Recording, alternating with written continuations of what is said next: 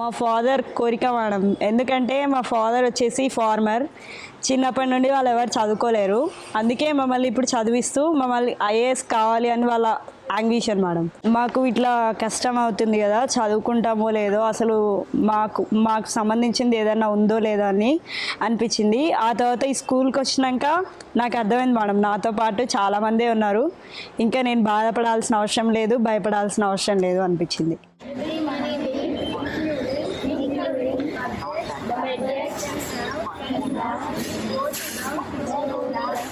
విద్యార్థులందరిలాగే వీరికి కూడా ఇంటర్మీడియట్ పరీక్షలు చాలా ముఖ్యం. చూపులేని ఈ విద్యార్థులు ఇటీవలే తెలంగాణలో ఇంటర్మీడియట్ పరీక్షలు రాశారు. వాళ్ళకి విజువల్ ఇంపైర్మెంట్ లేదా బ్లైండ్నెస్ అనేది ఉంది తప్ప వాళ్ళకి లెర్నింగ్ డిజబిలిటీ లేదు. ఎప్పుడైతే లెర్నింగ్ డిజబిలిటీ ఉండదో వాళ్ళకి చదువుకోవడం అనేది సులువు అవుతుంది. వీళ్ళకి ఏంటంటే శ్రద్ధ అనేది కొంచెం ఎక్కువ ఉంటుంది. చిన్నప్పటి నుంచి వీళ్ళంతా బ్రెయిలీ లిపిలోనే చదువుతూ రాస్తూ వచ్చిన బోర్డు పరీక్షలను వీళ్ళే స్వయంగా రాసుకోవటం కుదరదు. ఎందుకంటే వీళ్ళు బ్రెయిలీలో రాసే సమాధానాలను దిద్దేవారే లేరు. దాంతో ఈ విద్యార్థులందరూ స్క్రైబర్స్ మీద ఆధారపడాల్సి ఉంటుంది. అయితే తాము చెప్పిన సమాధానాలను వాళ్ళు ఎలా రాశారో అనే టెన్షన్ విద్యార్థులందరిలోనూ ఉంది. చాలా కొత్తగా ఉంది. ఎందుకంటే వాళ్ళకి చెప్పడము, మనం ఆన్సర్ ఎక్కడ ఫార్మేషన్ మిస్టేక్ అవుతుందని భయపడడం, ఇవన్నీ లిటరలీ కొంచెం ఆలోచించుకోవాలి. సో ఇది ఒక వండర్ఫుల్ ఎక్స్పీరియన్స్.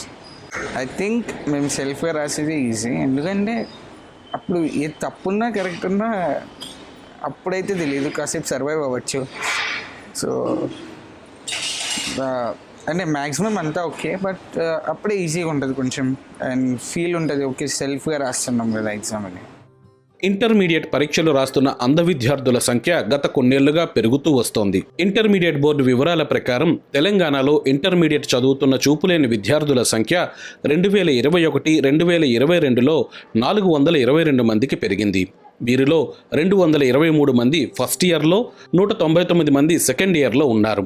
గత ఏడాది 2020-21లో మొత్తం విద్యార్థుల సంఖ్య 415 కాగా వీరిలో ఫస్ట్ ఇయర్ 198 మంది, సెకండ్ ఇయర్ 217 మంది ఉన్నారు. చూపు లేకపోయినా చదువులో వీరు రాణిస్తున్నారని దేవనార్ ఫౌండేషన్ నిర్వాహకులు చెబుతున్నారు. ఈసారి తమ కాలేజీ నుంచే 116 మంది విద్యార్థులు ఇంటర్ పరీక్షలకు హాజరయ్యారని, వారిలో 71 మంది ఇంటర్ ఫస్ట్ ఇయర్ పరీక్షలు రాశారని సంస్థ ఫౌండర్ చెప్పారు. 1991లో దేవనార్ సంస్థ ద్వారా మొదట స్కూల్ ప్రారంభించాగా పూర్తిగా చూపులేని వారు ఇంతమంది ఒకేసారి హైదరాబాద్లో ఇంటర్మీడియట్ పరీక్షలు రాయటం ఎప్పుడూ జరగలేదని చెప్పారు. ఇది పిల్లల్లో ఆత్మవిశ్వాసాన్ని నింపడంతో పాటు సమాజం పట్ల వారి వైఖరి కూడా మార్చడానికి దోహదపడుతుందన్నారు. ఈరోజు అంటే మనం ఇంగ్లీష్ మీడియమే కాకుండా వాళ్లకు కంప్యూటర్ ద్వారా ఎడ్యుకేట్ చేయడం ద్వారా వీళ్ళకి ఏంటంటే ఫ్యూచర్లో మంచి గ్రాడ్యుయేషన్ కానీ పోస్ట్ గ్రాడ్యుయేషన్ మంచి కాలేజెస్లో సీట్స్ సంపాదించడం కానీ, ఆ తర్వాత వాళ్ళు బ్యాంకుల్లో కానీ ప్రైవేట్లో కానీ మల్టీనేషనల్ కంపెనీలో కానీ గవర్నమెంట్లో కానీ మంచి మంచి ఉద్యోగాలు సంపాదిస్తూ ఈరోజు వాళ్ళని పోషించుకోవడమే కాకుండా కుటుంబాన్ని పోషిస్తూ ప్రభుత్వానికి కూడా అంటే స్టేట్ గవర్నమెంట్ సెంట్రల్ గవర్నమెంట్ కూడా వాళ్ళు ట్యాక్స్ కట్టే స్టేజ్లో ఉన్నారు. హైదరాబాద్లో ప్రత్యేకించి అంధ విద్యార్థుల కోసమే 2 కాలేజీలు ఉన్నాయి. అక్కడ చదువుకోవడానికి వేరే జిల్లాల నుంచి కూడా చూపులేని విద్యార్థులు రావటం వారిలో చదువుపై ఉన్న ఆసక్తిని చాటుతోందంటున్నారు కాలేజీ నిర్వాహకులు. ఈసారి మొత్తం 422 మంది అంధ విద్యార్థులు పరీక్షలు రాస్తున్నారని, వారికి తగిన ఏర్పాట్లు కూడా చేశామని పరీక్షలు జరిగే సమయంలో అధికారులు బీబీసీకి చెప్పారు. అడిషనల్ టైం వారికి ఇస్తాం. Number 1 half an hour time extra ఉంటుంది. దీంతోపాటు కొంతమంది స్టూడెంట్స్ స్క్రైబ్ కూడా ఏర్పాటు చేపిస్తాం. వాళ్ళు తీసుకొస్తారు, వాళ్ళు అనుమతి ఇస్తాను.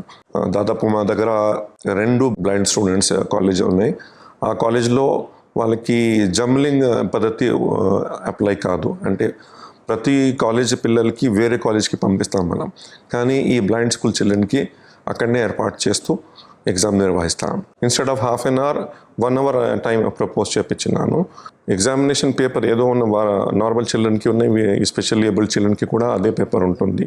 బ్రెయిలీ లిపి నేర్చుకున్న, కంప్యూటర్ శిక్షణ పొందిన తమ పరీక్షలు రాయటానికి ఇతరులపై ఆధారపడటం బాధ కలిగిస్తోందని విద్యార్థులు బాధపడుతున్నారు. త్వరలో బ్రెయిలీ లిపిలో రాసిన పేపర్లను కూడా దిద్దే ఏర్పాట్లు చేయాలని, లేదంటే ఆన్లైన్లో పరీక్షలు రాసే అవకాశమైనా ఇవ్వాలని కోరుతున్నారు. ఇంటర్ పరీక్షల్లో పాస్ అయిన తర్వాత ఉన్నత చదువులు పూర్తి చేసి సొంత కాళ్ళపై నిలబడాలనే పట్టుదలతో ముందుకు వెళ్తున్నారు. ఇండిపెండెంట్ ఉండాలి, ఎవరు వస్తారు ఏదో రాసేస్తారని ఫీల్ ఉండకూడదు.